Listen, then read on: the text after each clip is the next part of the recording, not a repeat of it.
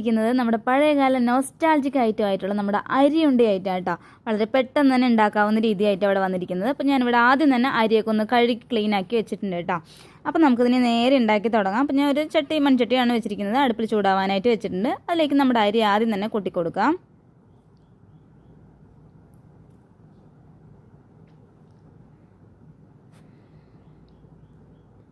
ഇനി നമുക്ക് നന്നായിട്ടൊന്ന് വറുത്തെടുക്കേണ്ടതുണ്ട്.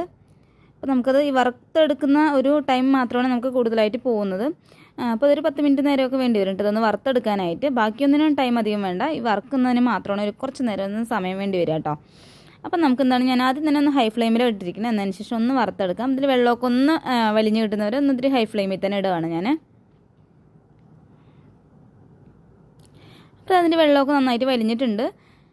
അപ്പോൾ ഞാൻ ഇത്തിരി ഒന്ന് ഫ്ലെയിം കുറച്ച് വെച്ചിട്ടുണ്ട് കേട്ടോ. അല്ലാന്നുണ്ടെങ്കിൽ നമ്മുടെ ചട്ടി നന്നായിട്ട് ചൂടായി കിടക്കുകയാണ്. അപ്പോൾ ഞാൻ ഒന്ന് ഫ്ലെയിം ഒന്ന് കുറച്ചെടുത്തിരിക്കുകയാണ്.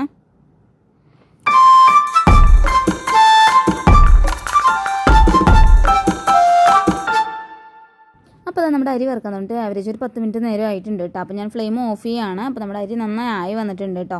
അപ്പോൾ നമുക്കിതിനെ അതിനൊന്ന് തണുക്കാനായിട്ട് വയ്ക്കണം. അപ്പോൾ ഞാൻ ഒരു പ്ലേറ്റിലേക്ക് നമുക്കത് മാറ്റി വയ്ക്കാം. അതിൽ തന്നെ വെച്ച് പറഞ്ഞാൽ പിന്നെ അത് തരിക്കും കേട്ടോ. ആ ചൂടുള്ള പാത്രമല്ല, അപ്പോൾ അതിൽ തന്നെ ഇട്ട് പറഞ്ഞാൽ നമ്മുടെ ഈ അരി തരിച്ചു പോവും. അപ്പോൾ അതുകൊണ്ട് ഞാൻ വേറൊരു പാത്രത്തിലോട്ടാണ് കേട്ടോ മാറ്റി കൊടുക്കുന്നത്.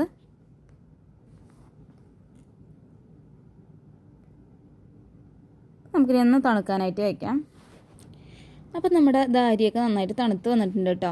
അപ്പോൾ ഞാനത് അത്യാവശ്യം വലിയ മിക്സിയുടെ ജാറാണ് എടുത്തിരിക്കുന്നത്. ചെറുതല്ല, രണ്ടാമത്തെ ടൈപ്പിൽ അതാണ് ഞാൻ എടുത്തിരിക്കുന്നത് കേട്ടോ. അപ്പോൾ അതിലോട്ട് ഇട്ട് കൊടുത്തിട്ടുണ്ട് കേട്ടോ ഞാൻ. ഇനി നമുക്കിതൊന്ന് പൊടിച്ചെടുത്തിട്ട് വരണം.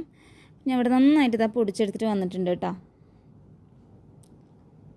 അപ്പം ഇനി ഇതിലോട്ട് ഞാനൊരു 3 ഏലക്കായയുടെ ഉള്ളിൽ മണിയില്ല, അതാണ് ഞാൻ ഇട്ട് കൊടുക്കുന്നത് കേട്ടോ.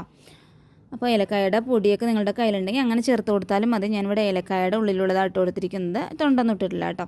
പിന്നെ ഞാൻ ഇതിലോട്ട് 2 കപ്പ് അളവിലാണ് തേങ്ങ എടുത്തിരിക്കുന്നത്. അതും കൂടി ഞാൻ ഇതിലോട്ട് ചേർത്ത് കൊടുക്കുകയാണ്. പിന്നെ അതേപോലെ വെല്ലം ഒന്ന് ഞാൻ കുത്തിപ്പൊടിച്ചതാണ്. അത് 1 കപ്പ് അളവിലാണ് കേട്ടോ എടുത്തിരിക്കുന്നത്. മധുരം ഓരോരുത്തരുടെ ഇഷ്ടാനുസരണമാണ്. എനിക്ക് മീഡിയം ടൈപ്പ് മതി എന്ന് പറഞ്ഞിട്ടുണ്ട്. അതും കൂടി ഇട്ടിട്ട് ഒന്ന് പൊടിച്ചെടുത്തിട്ട് വന്നതാണ്, ഒന്ന് കറക്കി എടുത്താണ് കേട്ടോ. എല്ലാം കൂടി ഒന്ന് നന്നായിട്ടൊന്ന് മിക്സായി വന്നിട്ടുണ്ട്. പിന്നെ ഞാൻ അതൊന്ന് നന്നായിട്ടൊന്ന് കുഴച്ചെടുക്കാൻ പോകുന്നത്. ഇതിലോട്ട് നമ്മൾ വെള്ളം ഒന്നും ചേർക്കുന്നില്ല. അപ്പോൾ ഈ സമയത്ത് നെയ്യ് വേണമെങ്കിൽ നിങ്ങൾക്ക് ചേർത്താവുന്നതേ ഉള്ളൂ. ഞാൻ 1 ടീസ്പൂൺ അളവിൽ നെയ്യ് ചേർത്തിട്ടുണ്ടായിരുന്നു. അത് കാണിക്കാനായിട്ട് വിട്ടുപോയിട്ടാണ്. എന്നതിന് ശേഷം ഞാൻ ഇവിടെ ഉരുട്ടിയെടുക്കുകയാണ്. ചെറിയ ചെറിയ ബോൾസാക്കി ഉരുട്ടെടുക്കണം കേട്ടോ.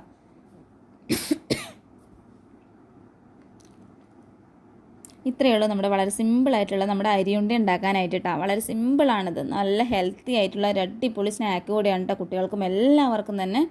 അപ്പോൾ അതെല്ലാവരും തന്നെ മിസ് ചെയ്യാതെ തന്നെ ചെയ്യുക.